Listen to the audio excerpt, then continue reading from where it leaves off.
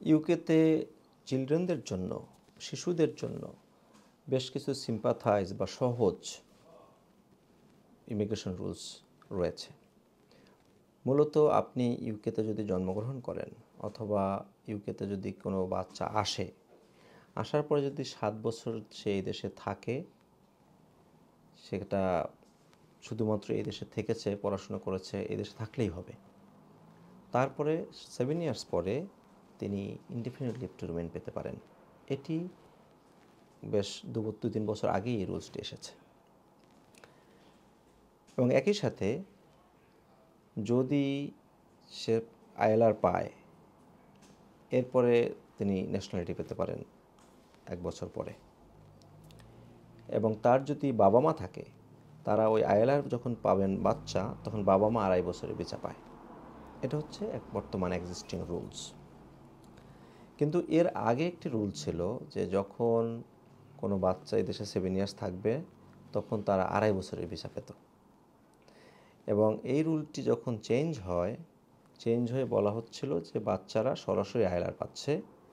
তার মানে হচ্ছে যারা আগে 2.5 বছর ভিসা পেয়েছে, তারা এই যে সরাসরি সেটেলমেন্ট বা আইএলআর পাওয়ার যে সুযোগটি, এটি পায়নি। এজন্য সম্প্রতি হোম অফিস যেসব শিশুরা ইতিমধ্যে 2.5 বছরের লিভ টু রিমেইন পেয়েছে, তাদের জন্য একটি সহজ রুল নিয়ে এসেছে। এবং সেখানে বলা হচ্ছে যে যারা ইতিমধ্যে 2.5 বছর ভিসা পেয়েছে, তারা 5 বছর যখন শেষ হবে, তার মানে হচ্ছে আরেকবার এক্সটেনশন যদি তারা করে থাকে, 2.5 বছর প্লাস 2.5 বছর, এই 5 বছর যখন হয়ে যাবে, তখন তারা ইনডিফিনিট লিভ টু রিমেইনের জন্য অ্যাপ্লাই করতে পারবে এবং তারা সেটেলমেন্ট পাবে। এটা হচ্ছে নতুন চেঞ্জেস। তার মানে হচ্ছে যেহেতু রুলসটি আগেই চেঞ্জ করা হয়েছিল যে আপনি বাচ্চা এখানে বর্ন হলো অথবা বাংলাদেশ থেকে আসার পরে তারা সেটেলমেন্ট পেয়ে যাচ্ছে এখন 7 বছর থাকার পরেই।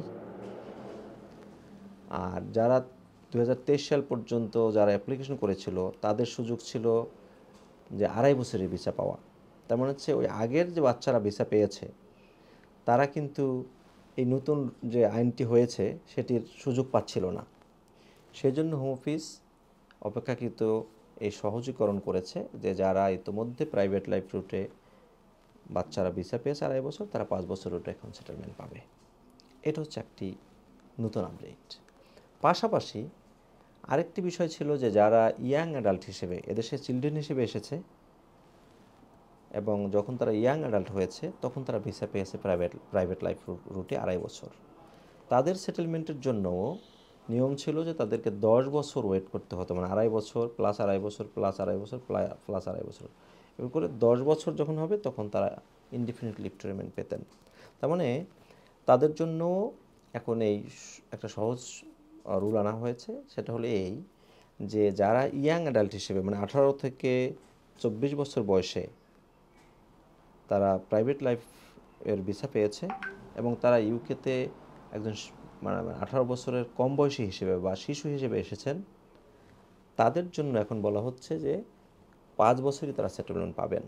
তার মানে হচ্ছে তারা 2.5 বছর প্লাস 2.5 বছর, 5 বছর ভিসা এখন শেষ হবে এবং তাদের যদি হাফ অফ দ্য লাইফ ইউকেতে থেকে থাকে, তারা এই কন্ডিশন ফুলফিল করলে তারা সেটেলমেন্ট পাবেন বা আইএলআর পাবেন 5 বছর পরেই। এখন এটা নতুন, যেটা হচ্ছে আগে থেকেই কিন্তু 2.5 বছর থেকে 2.5 বছর ভিসা অনেকে পেয়ে আসছে। অনেকে দেখা যাচ্ছে অলরেডি 7 ইয়ার্স পার করে ফেলছেন, তারাও এখন আইএলআর অ্যাপ্লিকেশন করতে পারবে এই যে 5 বছর অপরচুনিটির অধীনে। কারণ তারা তো সেটেলমেন্ট পাইতে হলে 10 বছর ওয়েট করার রুলসের মধ্যে ছিল। অনেকে দেখা যাচ্ছে 9 বছর হয়েছে, 8 বছর হয়েছে, স্টিল তারা ওয়েট করতেছে। আর তারা এখন এখন তারা এই অ্যাপ্লিকেশনটা করতে পারবে সেটেলমেন্টের জন্য, মানে আপনার আইএলআরের জন্য, ইয়াং অ্যাডাল্ট যারা। আর চিলড্রেন যেটা বললাম, তারাও পারবে যারা ওয়েট করতেছিল 2.5 বছর ভিসা এক্সটেনশনের পরে। ইয়াং অ্যাডাল্ট কত বছর থাকলে পরে এইটা একটু করতে পারবে? আচ্ছা, ইয়াং অ্যাডাল্টের যে রুলসটি, সেটা হচ্ছে যে আপনি চিলড্রেন হিসেবে যে এসছেন, আসার পর আপনার 7 ইয়ার্স হয় নাই। 7 ইয়ার্স না হইলে আপনি 18 বছর ক্রস করে ফেলছেন, তখন আপনি প্রাইভেট লাইফ রুটে একটা ভিসা পেয়েছেন, 2.5 বছরের ভিসা। কারণ হচ্ছে কি, আপনি চিলড্রেন হিসেবে 7 ইয়ার্স থাকলে তো আইএলআর পেতেন অথবা 2.5 বছরের ভিসা পেতেন আগে। কিন্তু ইন দ্য মিন টাইম আপনি 18 বছর ক্রস করেছেন, তখন আপনি 18 থেকে 24 যদি বয়স হয়, তাহলে আপনি ইয়াং অ্যাডাল্ট।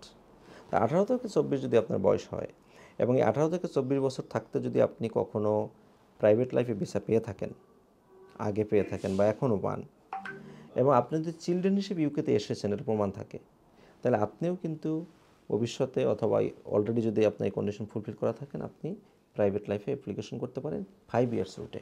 তেমন হচ্ছে আপনি 2.5 বছর পর 2.5 বছর 5 বছর পরই আইলার পাচ্ছেন, যেটা 10 ইয়ার্স রুটে আগে ছিল। যেটা আমি সম্প্রতি মানে আমি এইসব আজকে একটা অ্যাপ্লিকেশন করতেছি, তার এই সব কন্ডিশন ফুলফিল হচ্ছে।